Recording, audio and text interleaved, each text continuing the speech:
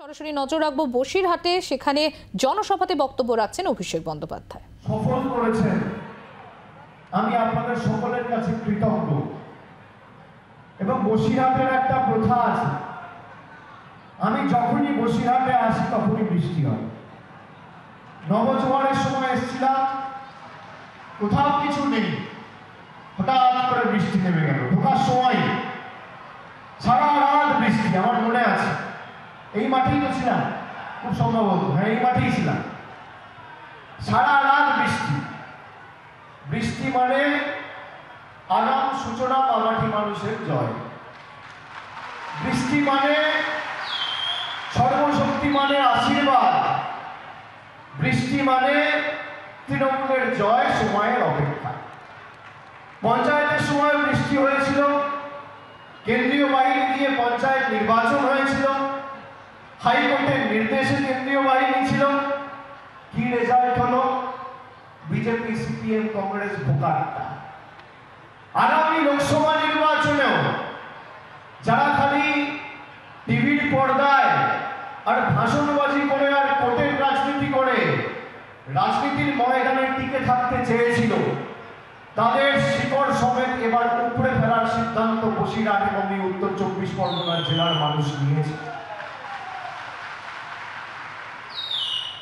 আমি সবাই আজকে আসার আগে খবরের কাগজে দেখছিলাম, দু একটা সংবাদপত্রে খবর করেছে যে অভিষেকের বসিরহাট সভাতে লোক জোটাতে নাকি সন্দেশখালীর নেতারা আর উত্তর 24 পরগনা জেলার নেতারা হিমশিম খাচ্ছে। সেই বাজার পত্রিকার প্রতিনিধি কি আছে আজকে আছে সংবাদ মাধ্যমের মধ্যে? যদি থাকে আমি স্টেজে আসার জন্য অনুরোধ করবো এবং ছবি তোলার জন্য অনুরোধ করবো। আছে? দেখুন কেউ হাত তুলছে না। আছে তো নিশ্চয়ই। কে আছে প্রতিনিধি? আমি কাউকে দোষ দিচ্ছি না, আসুন না।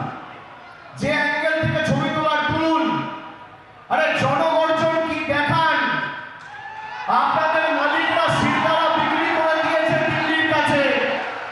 আপনাদের কাছে সব আছে, মানুষ নেই। আর তৃণমূলের কাছে কিচ্ছু নেই, মানুষ আছে।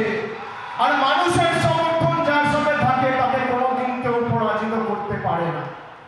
আমি সংবাদ মাধ্যমের প্রতিনিধিরা যদি আসতে চায়, আমি সেই খবরের কাগজের প্রতিনিধিকে অনুরোধ করবো, আসুন। যে অ্যাঙ্গেল থেকে ছবি তোলার তুলুন।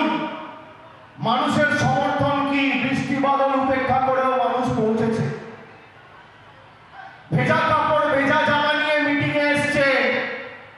শরীর খারাপ হবে, জ্বর হবে, তোয়াক্কা করেনি।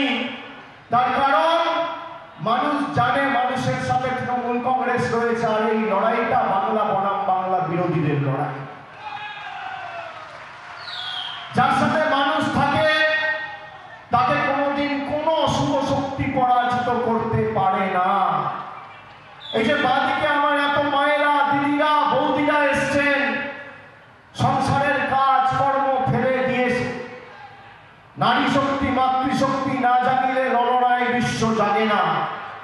আমি আমার মায়েদের, দিদিদের, বৌদিদের ধন্যবাদ, কৃতজ্ঞতা জানাচ্ছি। আমি প্রায় 15 দিন আগে বলেছিলাম যে বসিরহাটে আসবো।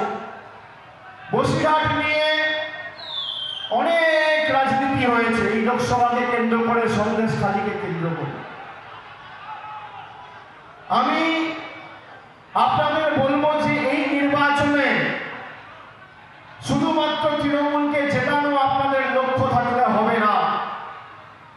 যারা 5 বছর ধরে, যারা 10 বছর ধরে কেন্দ্রে ক্ষমতায়, 2014 সাল থেকে যারা বলেছিল আজকে দিন আসবে, কি হয়েছে? ওখানে চেঁচামেচি কেন? ঠিক আছে, সব দেখা যাচ্ছে।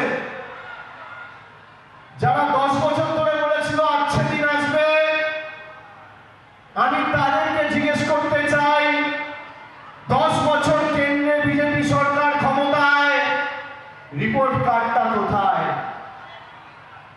আপনারা জানেন 14 তারিখ আমি জনগর্জন সভা শুরু করেছিলাম জলপাইগুড়ির মাটি থেকে।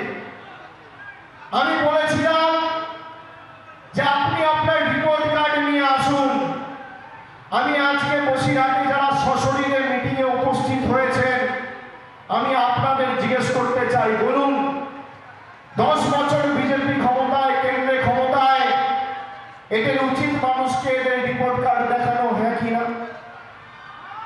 উচিত কিনা? উচিত। আমি 14 তারিখ জলপাইগুড়ি থেকে বলেছি যে আপনারা আপনাদের রিপোর্ট কার্ড নিয়ে আসুন। প্রধানমন্ত্রী গত 15 দিনে 5 বার বাংলায় এসেছে।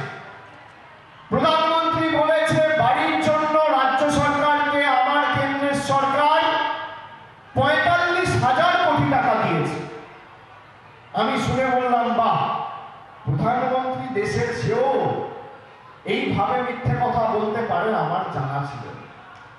আমি খালি একটা চ্যালেঞ্জ করেছি বিজেপি। কি চ্যালেঞ্জ করেছি?